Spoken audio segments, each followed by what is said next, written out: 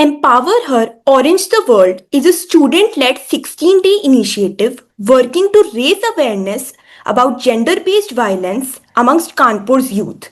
Ms. Preeti Agarwal, Billabong High International School's founder and CEO, has been a constant source of guidance and support for Empower Her. I am the founder of Empower Her. And I am the event director. We created Empower Her to transform awareness into action. Our student team at BHIS has supported us throughout to make the event a success. Conducting competitions like poster making, quizzes, arts, legal debates, and information sessions, we aim to build empathy and civic awareness among students. Without further ado, let's start today's session. Our entire team is honored to host Mrs. Neelam Chaturvedi. Neelam ma'am is one of India's most respected women's rights advocates and human rights defenders, with over 40 years dedicated to fighting gender justice. She founded Sakhi Kendra, Kanpur's first crisis intervention center for women, and is also a founding member of the National Alliance of Women NAWO. Beginning her activism at just the age of 14, she has challenged gender discrimination, domestic violence, and sexual harassment.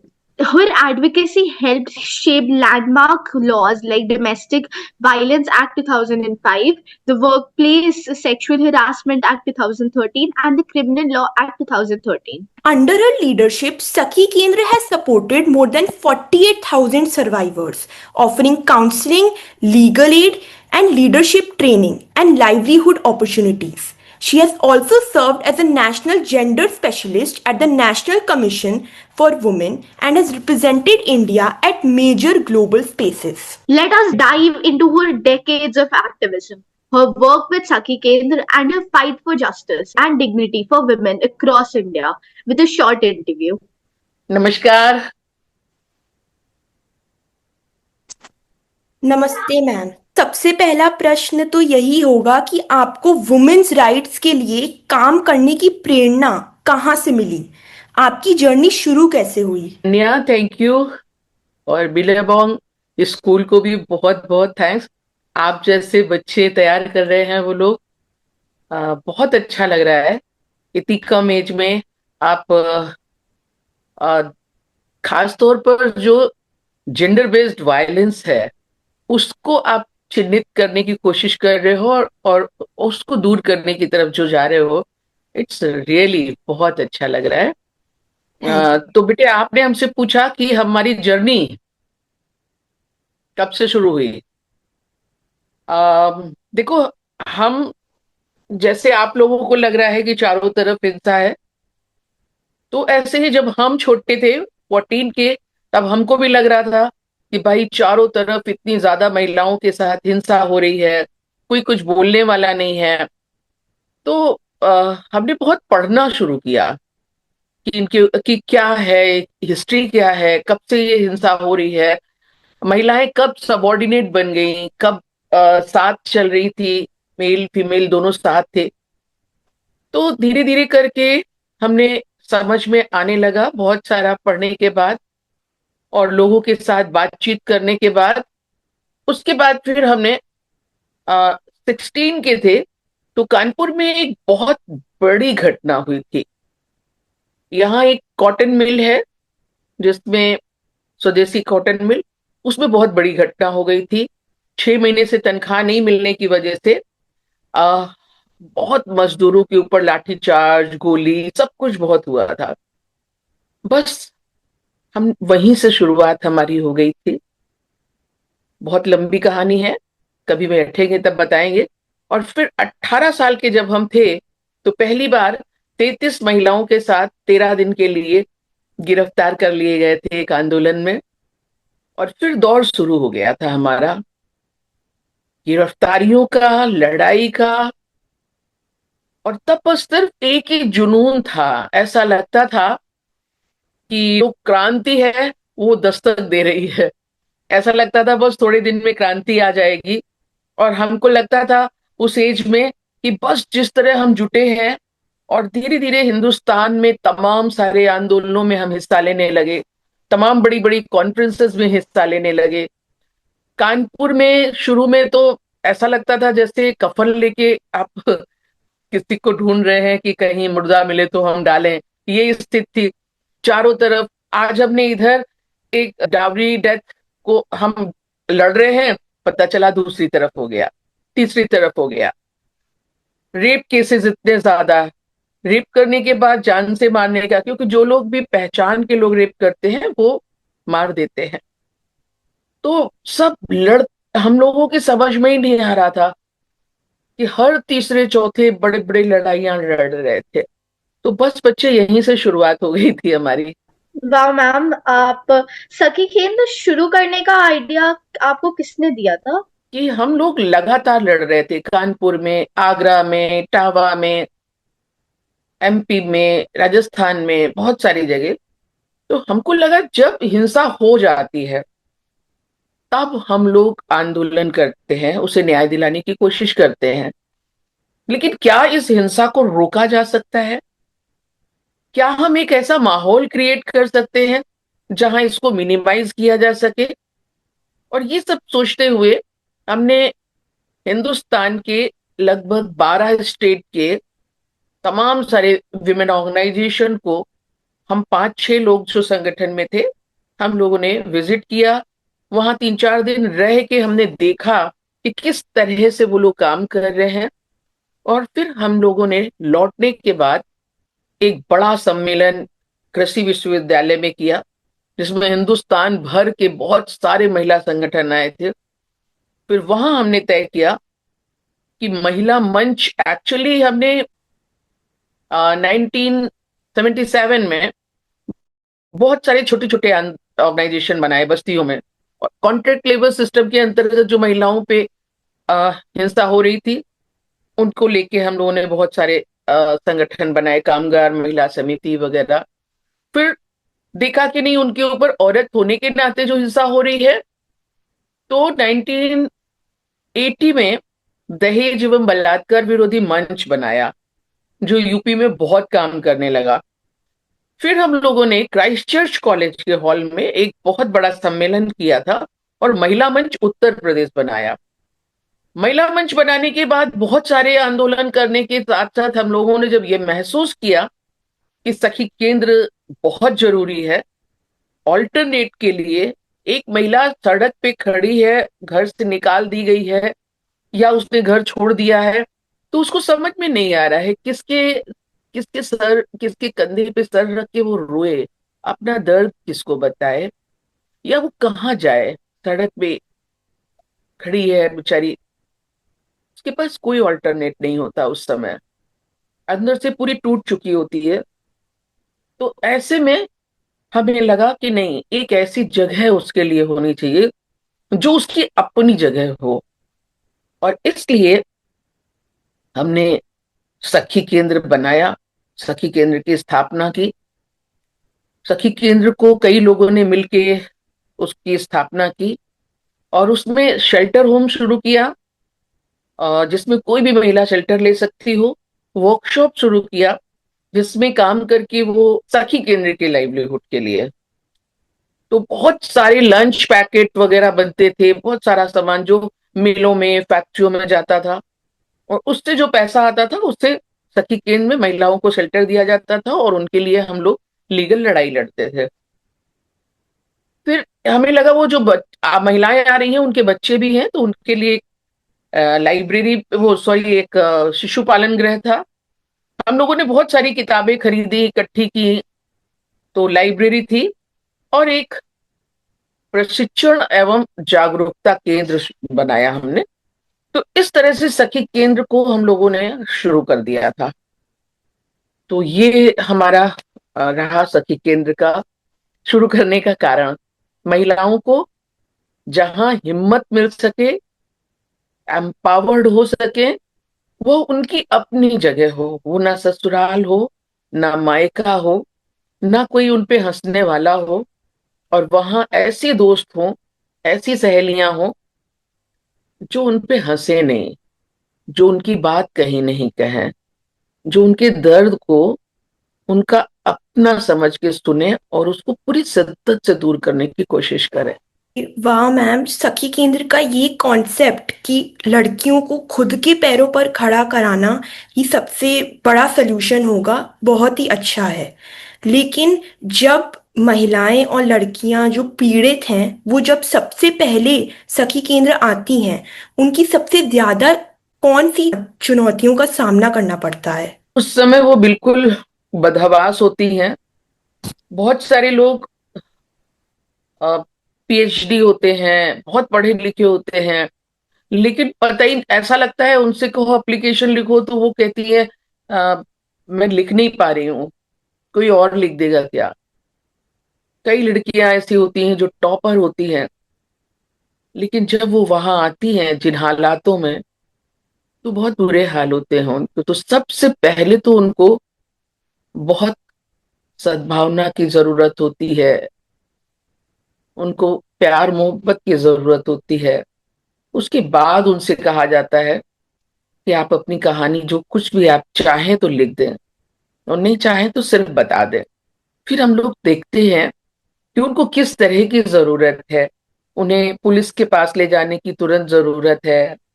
उनसे किस तरह, उनके ऊपर किस तरह की हिंसा हुई है, ये उस पर डिपेंड करता है कि उनको किस तरह का हम लोग सपोर्ट सिस्टम उनके लिए है वहाँ। कभी हम पुलिस के पास तुरंत ले जाते हैं, कभी उनके पुलिस के पास ले जाने के बाद मेडिकल कराना पड़ता है, कभी कोर्ट की तरफ, एक्सेस टू जस्टिस की तरफ, जस्टिस की प्रोसेस में ले जाते हैं, और कभी काउंसलिंग वहीं पर होती है। फिर दूसरे दिन उनकी फैमिली के लोगों को बुलाया जाता है।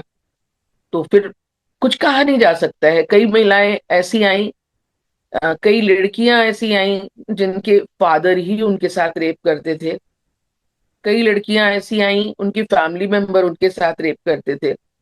छोटी छोटी सी लड़कियां, 13 साल की, 14 साल की, समझ में नहीं आता था कि ये क्या दुनिया है, कैसे लोग हैं। तो कई लड़कियां तो ऐसी रही, शायद उनकी सैकड़ों में से ज्यादा है, ऐसी सैकड़ों लड़कियां हैं, सैकड़ों लड़कियां जो आई, उनको शेल्टर दिया गया, उनकी लड़ाई लड़ी गई, उन्हें न्याय दिलाया गया, उनको एजुकेट कराया गया, और आज वो अलग अलग स्टेट में कहीं कहीं अपना संगठन बनाए हैं। और यह अपना संगठन नहीं भी बनाया है उन्होंने, तो भी वो एक इज्जत की जिंदगी जी रही हैं और अच्छी नौकरी कर रही हैं। अच्छी नौकरी मतलब डिपेंड करता है। और कई महिलाएं वहां से निकलने के बाद महिला अधिकार रक्षक बन गई, जो महिलाओं की रक्षा कर रही हैं। तो हमारी बस कोशिश ये होती है कि जो महिला भी सखी केंद्र आती है वो एम्पावर्ड हो, माइलस्टोन बने, दूसरों को रास्ता दिखाए, और जो सबसे महत्वपूर्ण बात है कि उसके अंदर हिम्मत आ जाए, उसको ये समझ में आ जाए कि अपनी जिंदगी हमें स्वयं गढ़नी है, और जो भी दिक्कतें आएंगी वो हम देखते चले जाएंगे, निपटते चले जाएंगे। मैम, जैसे आपने मेंशन करा कि आप लोग उनको कोर्ट्स में हेल्प करते हैं, सखी केंद्र उन्हें इमोशनल और कानूनी सहायता कैसे देता है? हमने बताया कि इमोशनल तो हम लोग साइकोलॉजिस्ट पे बुलाते हैं। बहुत सारी बच्चियां ऐसी होती हैं, लड़कियां ऐसी होती हैं, महिलाएं जिनके साथ ग्रुप रेप हुआ होता है, जो रात में एकदम चीख के उठ जाती हैं। उनको जो वहां दूसरी बहनें सखी केंद्र की होती थी, वो उनको थोड़ा हिम्मत बंधाती थी कि नहीं नहीं, अब तुम वहां नहीं हो, अब तुम बिल्कुल, तुम्हारे साथ कुछ नहीं हो सकता है, सुरक्षित हो।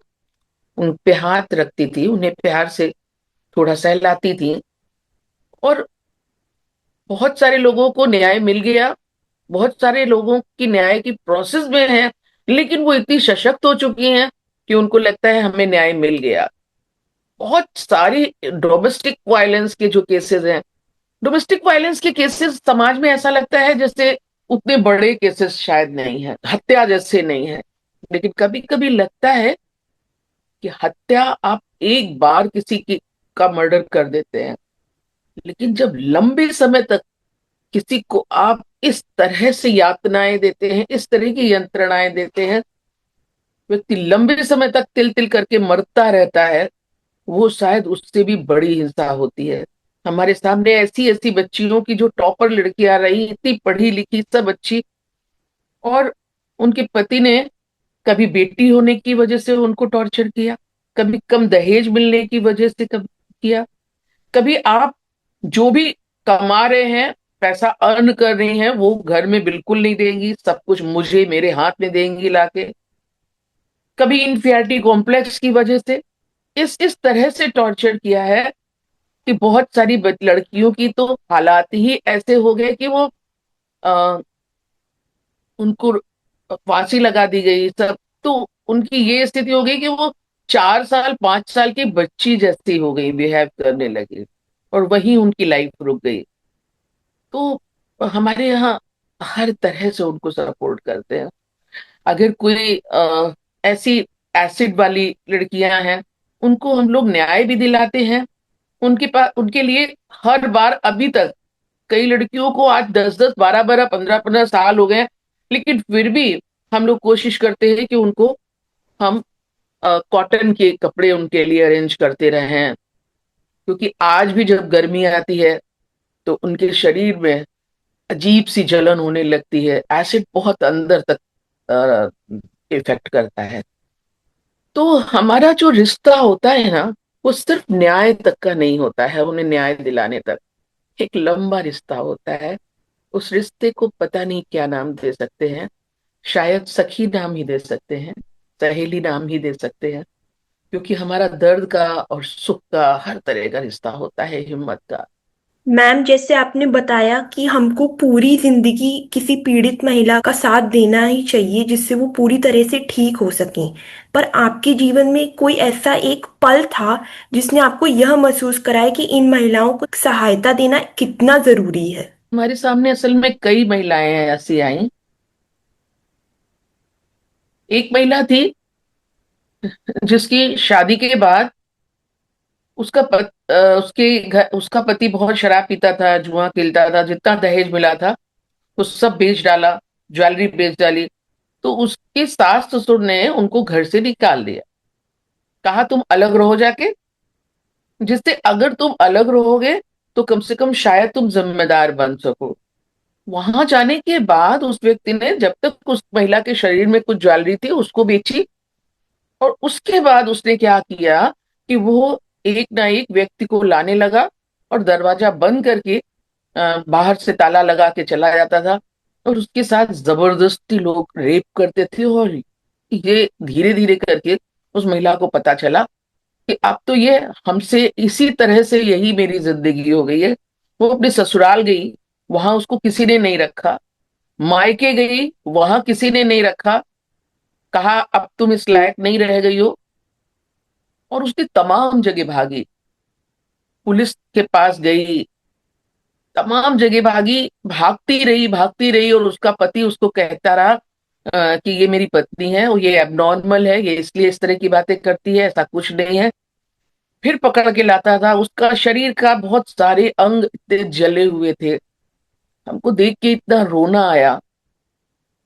उसने कहा अगर एक जगह होती जहां कोई मेरी बात सुन लेता, एक जगह होती जहां हमको रहने को मिल जाता, तो शायद हम इस गर्त में, 45 साल की महिला थी जब हमने उससे इंटरव्यू ले रहे थे और रोते जा रहे थे, इसी तरह डोमेस्टिक वायलेंस के केसेस।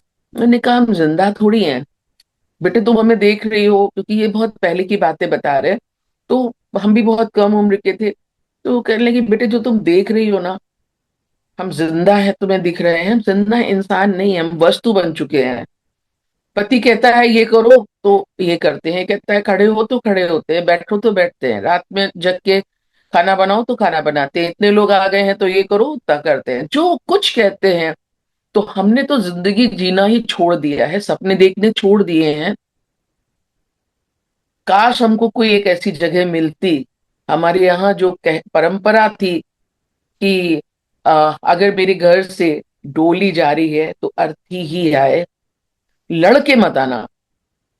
हमें लगा नहीं, इन लोगों के लिए जगह होनी चाहिए जो इनकी अपनी जगह हो।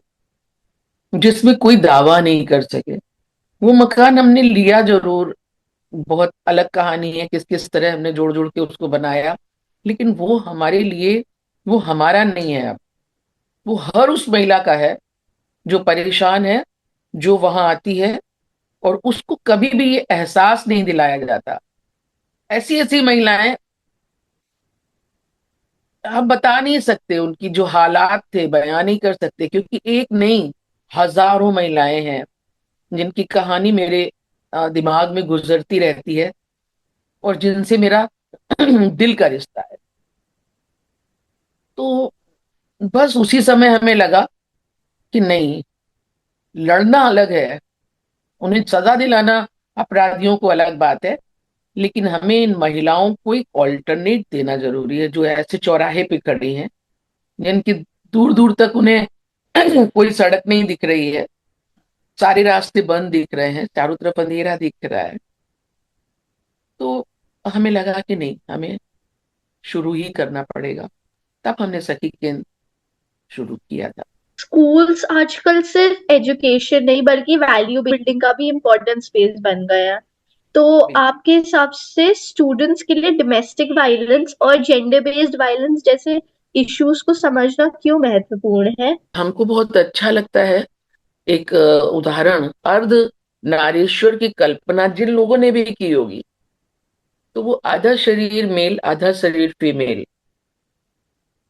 शायद ये इसीलिए कल्पना की गई थी कि मेल फीमेल एक बहुत प्यारे शरीर और आत्मा अ, का के साथ जीवन जी सके, क्योंकि शिव का अर्थ ही होता है शव धन इव, शव यानी शरीर, और इव यानी शक्ति।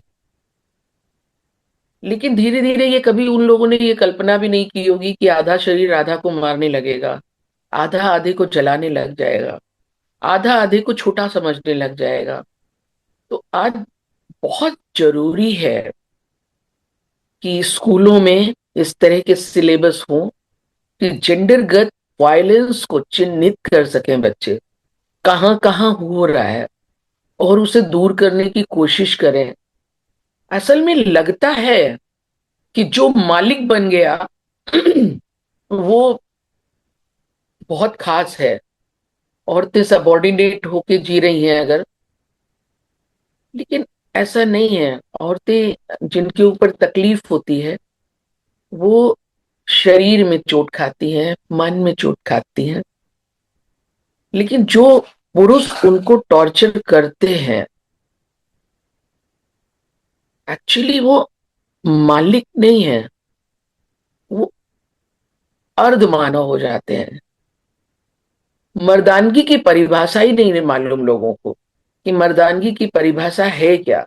मर्दानगी की परिभाषा अपनी पत्नी को, अपनी बेटी को, अपनी बहन को, अपनी माँ को सबॉर्डिनेट की तरह देखना नहीं है। मर्दानगी की परिभाषा है एक दोस्त बन के जीना, वो चाहे हमारी बेटी हो, चाहे हमारा जो मालिक बन गया। जो भी बच्चे में सुन रहे हैं, आरोही, अनन्या, जो लोग भी हैं, जो मालिक बन जाता है वो अधूरा इंसान हो जाता है, उसे झेला जाता है, उसे बर्दाश्त किया जाता है, मालिक को प्यार नहीं किया जाता। तो इसलिए हमें इस बात का ध्यान देना होगा, अगर कोई भी लड़की, महिला कहीं भी किसी भी तरह का violence, mental, physical, sexual, economical, political, किसी भी तरह की हिंसा अगर बर्दाश्त कर रही है, तो वो कुछ भी कर रही है। एक डॉक्टर है तो वो कितनी भी अच्छी सर्जन हो, अगर उसके मन में कुछ चल रहा है तो वो उतनी स्मूथली सर्जरी नहीं कर पाएगी। टीचर है तो बच्चों को उतने दिल से अपनी क्षमताओं के आधार पर पढ़ा नहीं पाएगी। जज है तो उस तरह से जजमेंट नहीं दे पाएगी।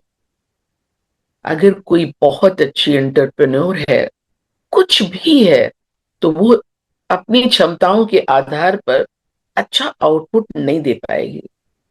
और जब अच्छा आउटपुट नहीं दे पाएगी, दूसरी तरफ जो उसको टॉर्चर कर रहा है वो भी आउटपुट नहीं दे पाएगा।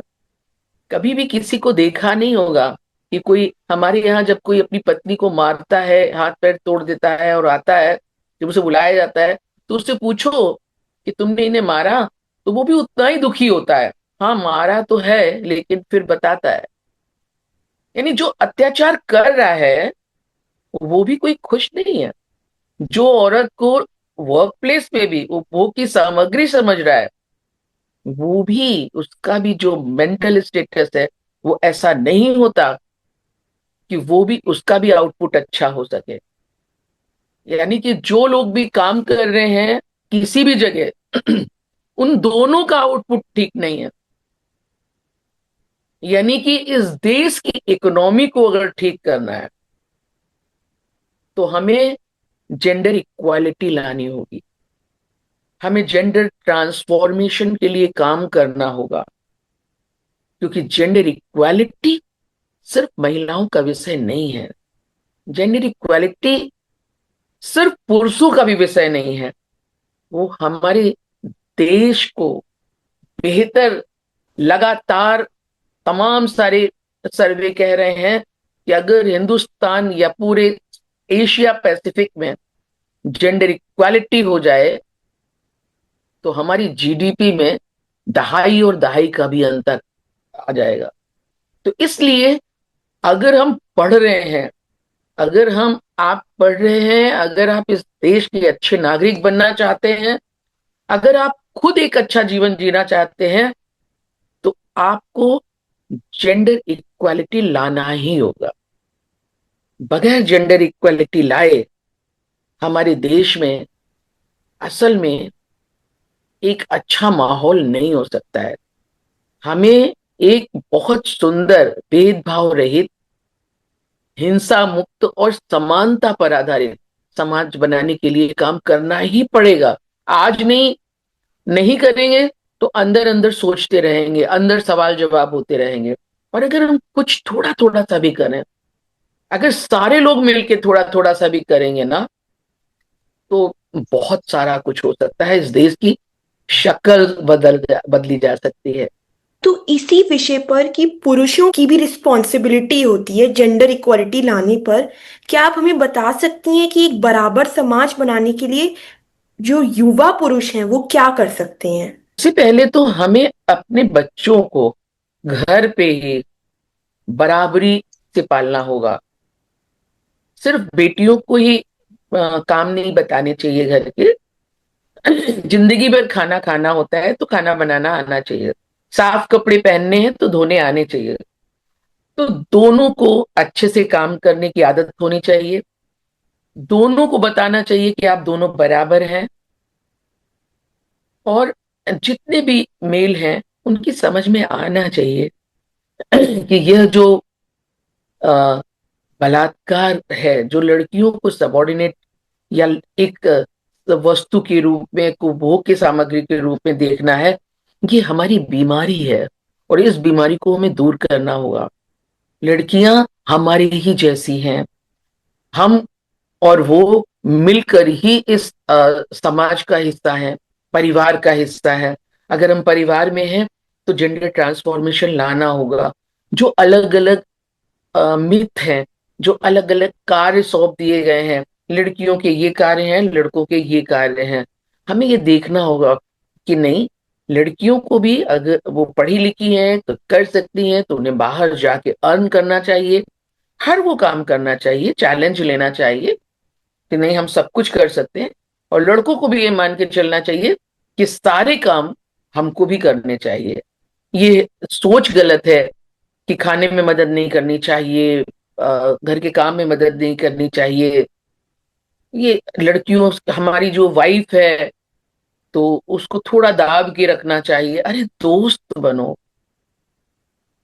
जो फैमिली है वो सत्ता आधारित नहीं, पावर बेस्ड नहीं होनी चाहिए, वो लव बेस्ड फैमिली होनी चाहिए। क्योंकि जब भी कहीं भी पावर होता है तो पावर में एक्सप्लॉयटेशन की टेंडेंसी होती ही होती है। और जब हम किसी को एक्सप्लॉइट कर रहे होते हैं, एक्चुअली तब भी हम खुश नहीं रह सकते, क्योंकि हमें अपनी माँ का, अपनी बहन का, अपनी बेटी का, अपनी पत्नी का, अपनी दोस्त का कभी प्यार नहीं मिल सकता है। अगर हम मालिक बन जाते हैं, अगर हम एक अलग तरह की जो गलत सलत परिभाषा मर्दानगी की बनी हुई है, अगर हम उसको समझ लेते हैं, तो इसलिए अगर हम सचमुच एक अच्छे इंसान बनते हैं, एक अच्छे संपूर्ण इंसान जो समाज में भी कुछ कर सकता है, अपनी पत्नी को भी, क्योंकि पत्नी को भी लगे कि हाँ ये मेरा दोस्त है, दोस्त के साथ जीना अच्छा लगता है, तो इसलिए अगर समझ में आ जाएगा तो उसकी भी जितनी क्षमताएं हैं उसके आधार पर वो काम कर सकेगा। तो हमें लगता है बहुत जरूरी है जो मेल हैं, जो पुरुष हैं, उनको ये समझ में आना चाहिए कि जिंदगी में प्यार बहुत जरूरी है, मालिक बनना नहीं। हम वायलेंस का प्रभाव सिर्फ बाहर नहीं दिखता, अंदर भी बहुत गहरी चोट आती है। पीड़ित महिलाओं के इलाज में मानसिक स्वास्थ्य कितना महत्वपूर्ण होता है? आपने पीरियड्स में पूछा? नहीं मैम, ऐसे रैंडम, मतलब जैसे नॉर्मल वे में। देखो, नॉर्मल वे में तो पीड़ित महिलाओं का। अच्छा अच्छा, जो सर्वाइवर्स हैं, जी मैम। तो अमूमन क्या होता है कि हम ये मान के चलते हैं कि शारीरिक जो दिक्कतें हैं वो बहुत महत्वपूर्ण है। अगर हमें फीवर आ रहा है तो हम डॉक्टर के पास भागते हैं, लेकिन हमारा जब मन दुखी होता है, कोई शेयरिंग के लिए नहीं होता है, तो हम डॉक्टर के पास नहीं जाते हैं। और जो डॉक्टर्स हैं भी, उनके पास इतना टाइम नहीं है कि वो इतना टाइम दे सकें, तो वो दवा दे देते हैं। और उस दवा में उनको लगता है अरे ये तो हमें सिर्फ सुला रही है, बहुत सारी दिक्कतें उन्हें होती हैं। तो बहुत जरूरी है, हैं उनकी तो स्थिति बहुत खराब है ही, लेकिन आम महिलाएं जो हैं उनके साथ भी लोगों को बहुत शेयरिंग के लिए कोई जगह चाहिए, अपना दर्द कहने के लिए कोई जगह चाहिए। सखी केंद्र में एक वेलबींग मंत्रा शुरू किया है, और उसमें हम लोग हर तरह की थेरेपीज भी देने की कोशिश कर रहे हैं, क्योंकि हमें समझ में आ रहा है सिर्फ न्याय दिलाने से नहीं, अ, उनको ओवरऑल ठीक करना है हमें। आपके जैसे एनजीओज को कौन सी सबसे बड़ी रुकावटों का सामना करना पड़ता है? हमारे सामने चैलेंजेस तो बहुत ज्यादा होते हैं। एक तरफ हमें लगता है बहुत ज्यादा बड़ी जगह चाहिए इन महिलाओं को, जहां हम और तमाम लोगों को एक साथ ट्रेनिंग दे सकें। हम लोग इधर इतने ज्यादा बिजी होते हैं कि फंड रेज नहीं कर पाते। बहुत बार हमारे सामने डिपार्टमेंट से संबंधित चुनौतियां रहती हैं कि आज हम किसी का केस लड़ रहे हैं, उसको कोई अधिकारी देख रहा है, कल वो चेंज हो गया, अब दूसरा अधिकारी आ गया, उसको नए सिरे से देखना होता है। जुडिशरी में बहुत बड़ी दिक्कत होती है, क्योंकि ये जो महिलाएं होती हैं, ये जो भूख और न्याय की जंग से लड़ रही होती हैं, वो बहुत जल्दी, वो क्योंकि अफोर्ड नहीं कर सकती, तो हम लोग उनकी लड़ाई को अफोर्ड करने की कोशिश करते हैं, हम उन्हें बताते हैं कि आप चिंता नहीं करिए।